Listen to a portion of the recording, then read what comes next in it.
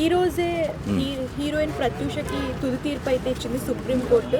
దాని గురించి మీకు ఏమనిపిస్తుందో చెప్పండి సార్.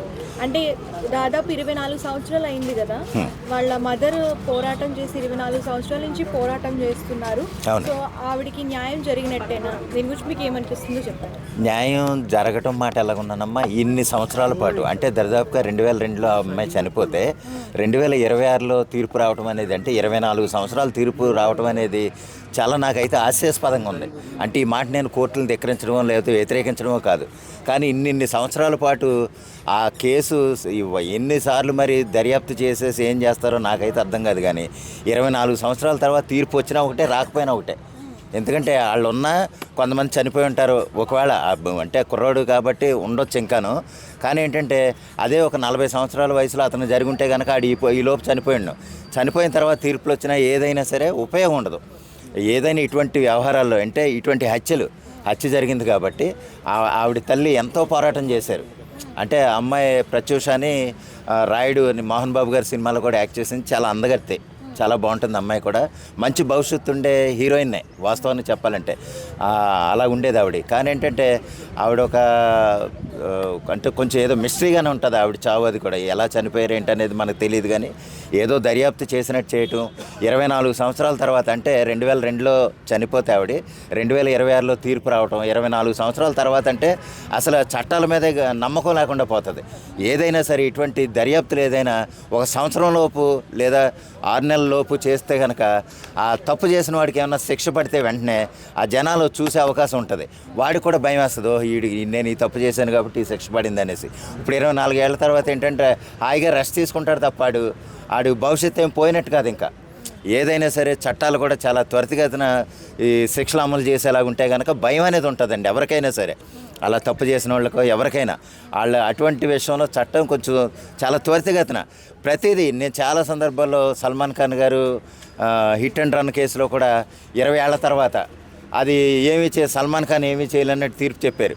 అది ఎంత నవ్వులాటగా ఉంటుందంటే సామాన్యుడు కూడా మరి చనిపోయింది ఎవరు చనిపోతే ఈయన యాక్సిడెంట్ చేసింది ఎవరు అనేది ఎంత అంటే కోర్టులు కూడా చెప్పలేని స్థితిలో దర్యాప్తు ఏ విధంగా చేస్తారో, ఎన్ని సంవత్సరాల తర్వాత శిక్ష వేస్తే దానికి ఏం విలువ ఉంటుందో కూడా వాళ్ళే చెప్పలేని స్థితిలో ఉంటామంటే అది చాలా దారుణం. అది ఓవరాల్గా ఏంటంటే ఏదైనా సరే, ఏ శిక్ష అయినా సరే ఏదమ్మా న్యాయం జరగటం అది 1 సంవత్సరం, ఇన్ని సంవత్సరాలు దర్యాప్తు చేయడానికి ఏముందండి అందులో కేసు.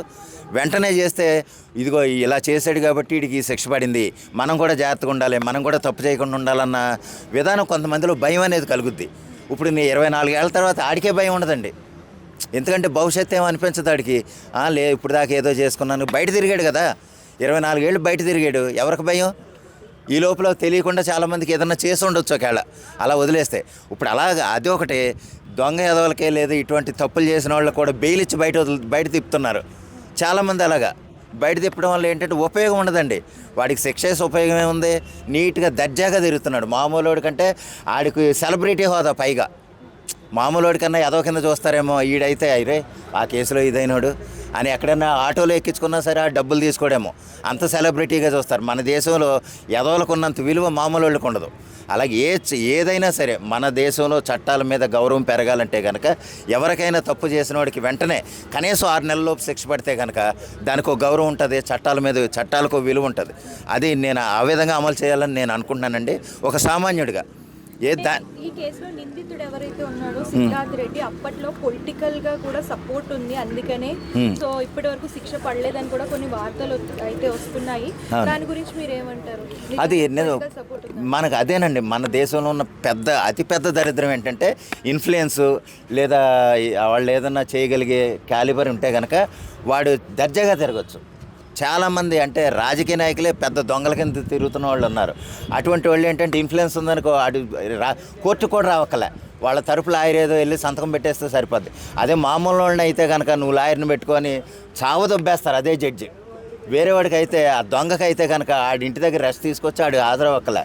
అటువంటి చట్టాలు ఒక సామాన్యుడికి ఒకలాగాను, లేకపోతే ఇన్ఫ్లుయెన్స్ ఉన్నవాడికి ఒకలాగా ఉండటం. మొన్న ఒకసారి ఎప్పుడోనండి రాజశేఖర రెడ్డి గారు ఉండగా ఏదో ఒక అమ్మాయి మీద యాసిడ్ పోసారని అతన్ని ఎన్కౌంటర్ చేశారు. కరీంనగర్ అడవుల్లోకి ఎక్కడికో తీసుకెళ్ళి ఎన్కౌంటర్ చేశారు. ఆ విధంగా ఎన్కౌంటర్ చేసైనా సరే శిక్షించాలి. శిక్షించేస్తే ఏంటంటే ఆ తర్వాత అలా చేసేవాడు యాసిడ్ పోసి మళ్ళీ ఆడపిల్లల్ని ఇబ్బంది పెట్టేవాడు ఎవడో మళ్ళీ కనపడలా. కారణం ఏంటి? ఆ విధంగా చేశారు కాబట్టి. ఇప్పుడు ఏముంది ఇందులో? ఆడి చంపేయలేదో తెలియదు, దాని తరపున ఏ గొట్టంగాడిని అక్కడ నిలబెట్టారో ఏమో తెలియదు, అసలోడు ఎవరో ఏ దొంగో తెలియదు. ఆయిషా మీరా కేసు ఇప్పటికీ తెల్ల. వాళ్ళ తల్లిగారు కూడా ఎప్పటి నుంచో పోరాడుతున్నారు. ఏదేమైనా సరే ఒక దొంగని దొంగగానే పట్టుకుని ఆడి స్థానంలో ఎవరినే కాకుండా ఇన్ఫ్లుయెన్స్ ఉన్నవాడేం బాగా దజ్జాగా తిరుగుతాడు, ఆడి తరపున గొట్టంగాడిని పెట్టి ఆడిని తిప్పుతారు అక్కడ. ఆడు చేయలేదన్న సంగతి తెలుసు, కానీ ఏంటంటే ఆడు జీవితానికి మొత్తం సెటిల్ చేసేలా ఏ 10 కోట్లు ఇస్తారు, ఒరే నా తరపున నువ్వు అంటారు. చట్టానికి ఏంటంటే ఆడా కాదనేది అనవసరం. అక్కడ మనిషి నేనే అన్నాడంటే ఆడే. అంత దౌర్భాగ్యమైన స్థితిలో మనం ఉండండి. దర్యాప్తులు ఇదేం అవసరంలే.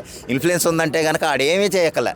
దర్జాకి వెళ్ళి జైల్లో కూడా రాజభోగాలతో అనుభవించేలాగా ఆడికి న్యాయస్థానం సహకరిస్తుంది. అంటే ఏసీ ఉంటుంది, పడకుంటుంది, టీవీ ఉంటుంది, అన్నీ కూడా. ఆడి ఇంట్లోనే ఆడికి అంత ఉండవేమో, కరెక్ట్గా టయానికి పెడతారు.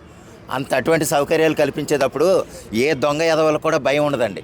అటువంటి విషయంలో కొంచెం చట్టాలు కొంచెం చొరవ తీసుకుని భయపెట్టేవాడిని భయపెట్టేలాగా ఉంటే కనుక జనాలు భయపడతారు. ఇంకా ఆ తప్పు చేయకూడదని మనం చేసామంటే కనుక మనం కూడా బొక్కలో పడిపోతాం, మనల్ని కూడా ఎన్కౌంటర్ చేసి దొబ్బుతారు అన్న భయం అనేది కలిగితే కనుక చాలా జాగ్రత్తగా ఉంటారు, చాలా భయభక్తులతో ఉంటారు అనేది నా నమ్మకం. ఇంకోటి, హైకోర్టులో తీర్పు ఇచ్చిన తర్వాత కూడా సుప్రీంకోర్టుకి వెళ్ళారు. సుప్రీంకోర్టులో 2 సంవత్సరాలు హీరింగ్ అయింది. హీరింగ్ అయిన తర్వాత దాదాపుగా 2014లో హీరింగ్ అయిపోయింది. అవునండి. ఇప్పుడు తీర్పు ఇచ్చారు. సో దాని గురించి ఏమంటారు అసలు? ఇది ఎలాగంటేనండి, హీరింగ్ అవ్వటం లేదా ఇవ్వటం అది పక్కన పెడితే, వాళ్ళు సపోజ్ ఈరోజు ఫిబ్రవరి 17వ తారీఖు అనుకోండి. ఫిబ్రవరి 17 అంటే మళ్ళీ వచ్చే సంవత్సరం వేస్తారో లేకపోతే సెప్టెంబర్ 20న వేస్తాడు. ఈ లోపల ఏమీ చేయరు వాళ్ళు. మళ్ళీ వాయిదాకు వచ్చి వాళ్ళు కనపడటమే. ఈలోపు ఏదైనా దర్యాప్తు జరుగుద్దంటే ఏమీ జరగదండి. వాళ్ళు ఏదో 2 పేపర్ల మీద ఏదో వెళ్ళాము, అక్కడికి వచ్చాం, ఆడు కనపడలేదు, వాళ్ళ నాన్నగారు ఎక్కడో చేస్తున్నాడని చెప్పారు, ఆ మాటలు రాసేసుకొని సంతకం పెట్టేసి సీఏ గారు లేకపోతే ఐజీ గారు ఏదో ఒకటి స్టాంప్ వేసేస్తే దర్యాప్తు చేసినట్టే. ఏమీ ఉండదు. చట్టాల మీద అసలు భయమే లేదండి. అసలు ఇప్పుడు ఎంతోమంది దొంగలు 12 సంవత్సరాల నుంచి బెయిల్ మీద తిరుగుతున్న దొంగలు ఉన్నారు. అతిపెద్ద ఆర్థిక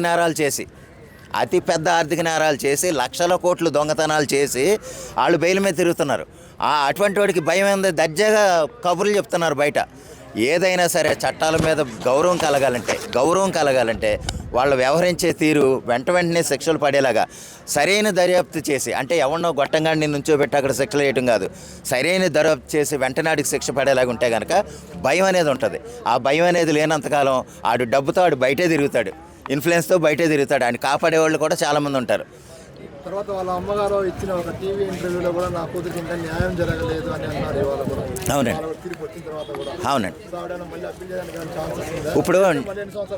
ఇప్పుడు ఆవిడే కదండి, ఆవిడ న్యాయం జరిగినట్టు ఏం అనుకోవట్లేదు, నేనే అనుకోవట్లేదు. ఆవిడ వరకు పక్కనట్టండి, బయట ఒక సామాన్యుడే నేనే న్యాయం జరిగిందని అనుకోవట్లే. ఏదో తూతు మంత్రం ఇది. 24 ఏళ్ల తర్వాత ఎవడికండి గుర్తు? నిజంగా అదేదో తప్పు చేసిందేమో అందుకునే చంపేశారనుకుంటారు. కానీ ఆ సమయంలో విషయాలు తెలిస్తే ఎంత కర్కశంగా వ్యవహరిస్తే ఆ అమ్మాయి చనిపోయింది, ఎందుకు చనిపోయింది అనేది వివరాలు ఇప్పటికీ ఎవరికే తెలియనప్పుడు శిక్ష ఇస్తే ఆడి మీద సానుభూతి పెరుగుద్ది తప్ప ఆడి ఒక ఎదవన్న సంగతి ఎవరికే తెలియదు. అవునా కదా? సానుభూతి అండి, అయ్యో అనవసరంగా ఇన్ని చంపేస్తున్నారే, ఇన్నేళ్ల తర్వాత ఎందుకు, అనవసరం కదా అని సానుభూతి పెరగడం తప్ప వల్ల ఏమీ ఉపయోగం ఉండదండి. ఎప్పుడైనా సరే తప్పు చేసినప్పుడు వెంటనే ఆడికి శిక్ష పడేలాగుంటేనే దానికో గౌరవం, దానికో విలువ. మిగిలినోడు భయపడతాడు. దానివల్ల నాలంటాడు, అయ్యమ్మ అన్న అలా చేశారు కదా, మనం ఇలా ఉండకూడదు, తప్పు చేసామంటే జైల్లో పడేస్తారు, వెంటనే ఎన్కౌంటర్ అన్నా చేసి పడదొప్పుతారు అన్న భయం కలిగితే ఆడు భయపడతాడు తప్ప లేకపోతే ఉపయోగం లేదు. చట్టాల మీద లేదా జడ్జి గారి మీద లేదా ఎవరి మీద ప్రాబ్లం ఏంటి? ఎందుకంటే హైకోర్టులో 10 సంవత్సరాలు హీరింగ్ అయింది, తర్వాత సుప్రీంకోర్టు 14 సంవత్సరాలు హీరింగ్ తర్వాత సొల్యూషన్ ఇచ్చారు. సో ఇది అసలు ఏంటి? మన చట్టాలేనండి. వాళ్ళు ఇప్పుడు సపోజ్ ఇదే కరెక్టే. ఇప్పుడు జడ్జి శిక్ష విధించింది జడ్జి గారు, ఆయన ఇప్పుడు కూడా విధించకుండా ఇంకో 10 సంవత్సరాల తర్వాత విధించడం మనం నోరు మూసుకుని వెంటనే. చట్టంలో అట్లా ఉంది అంటే అంత సన్నాసి లోసుకులు చట్టాల్లో తప్ప ఇంకెవరో లేదండి. దర్జాగా ఒక దొంగ బయట తిరుగుతున్నాడంటే కారణం చట్టమే. ఒక దొంగ ఎదవలు బయట తిరుగుతున్నారంటే కారణం ఎవరండి? మనమేం చేయగలం? చట్టాలు విధించే శిక్షలే కదా. వాళ్ళు విధించినప్పుడు వాడు బయటే తిరుగుతాడు, నువ్వెవడో అడగటానికి నేనేమన్నా అడగటానికి, అంతే కదా. ఏది చేసినా మన చట్టంలో ఉన్నన్ని లొసుగులు సన్నాసం ఇంకెక్కడా ఉండదు. అదే ప్రతి సన్నాసి అదే మాట్లాడతాడండి. ఎలాగంటే చట్టం తన పని తను చేసుకుపోద్దంటే అది అనే మాట సాధారణంగా చిన్నపిల్లోడి నుంచి వచ్చే మాట. చట్టం తను చేసిపోతుంది, అందుకని 24 ఏళ్ళకి వచ్చింది, ఏదో చేయాలి కాబట్టి. ఇప్పుడు ఆడి జైల్లో రాజభోగం తప్ప ఆడిని ఏం చేయరండి.